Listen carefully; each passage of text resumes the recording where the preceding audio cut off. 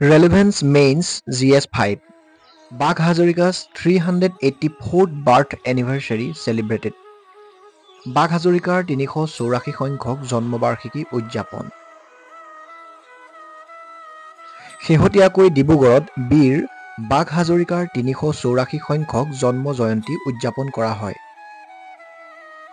বাঘ হাজৰিকা নামেৰে জনপ্ৰিয় ইছমাইল ছিদ্দিক আছিল 17 শতিকাৰ এজন সেনাপতি যিয়ে মোগলৰ বিৰুদ্ধে আহোম ৰাজ্যৰ বাবে যুঁজিছিল। অসমৰ খিলঞ্জীয়া মুছলমান সম্প্ৰদায়ৰ নায়ক হিচাপে তেওঁ সাংস্কৃতিকভাৱে শ্ৰদ্ধা লাভ কৰে। বাঘ হাজৰিকাৰ জন্ম হৈছিল অসমৰ গড়গাঁৱৰ সমীপৰ ঢেকিৰিগাঁও গাঁৱৰ এটা অসমীয়া মুছলমান পৰিয়ালত। বাঘ হাজৰিকাৰ কিংবদন্তি লিগেণ্ড অফ বাঘ হাজৰিকা।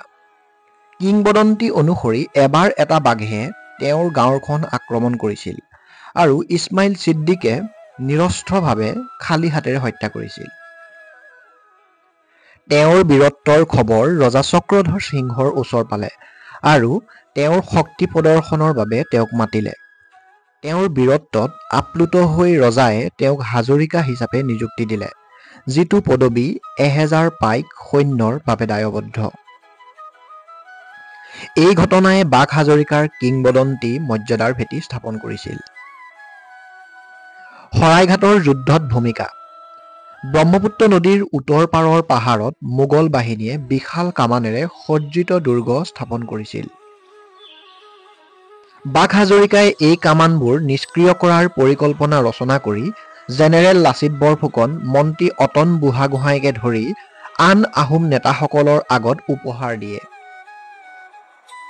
তেওঁৰ পৰিকল্পনা অনুমোদন হ'ল আৰু তেওঁক অপাৰেশ্যনৰ নেতৃত্ব দিয়াৰ দায়িত্ব অৰ্পণ কৰা হ'ল।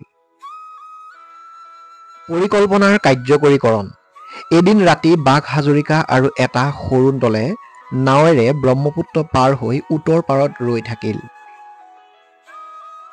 মোগল সৈন্যৰ ফৌজৰ ভোৰ নামাজৰ সময়ত হাজৰিকা আৰু তেওঁৰ লোকসকলে মাথাউৰিবোৰ বগাই মোগলৰ কামানবোৰত পানী ঢালি দিছিল, যাৰ ফলত সেইবোৰ ব্যৱহাৰ কৰিব নোৱাৰা হৈ পৰিছিল। বিজয় আৰু স্বীকৃতি। পাছলৈ আহোম বাহিনীয়ে শিঙা বজাই আগবাঢ়ে, যাৰ ফলত মোগলে কামান গুলিয়াবলৈ বাধ্য হয়। কিন্তু তিয়াই থোৱা কামানবোৰে কাম কৰিব নোৱাৰিলে। ইয়াৰ মূলধন হিচাপে আহোম সেনাই তীব্ৰ আক্ৰমণ চলায়, যাৰ ফলত মোগল সৈন্যই পিছুৱাই যাবলৈ বাধ্য হয়। এই বিজয়ে বাঘ হাজৰিকাৰ বীৰত্ব আৰু কৌশলগত মেধা প্ৰদৰ্শন কৰিছিল। ৰজা চক্ৰধৰ সিংহই তেওঁক সম্বৰ্ধনা জনায়। এজন সুদক্ষ সামৰিক বিষয়া হিচাপে অসমৰ ইতিহাসত তেওঁৰ স্থান সুদৃঢ় কৰি তুলিলে।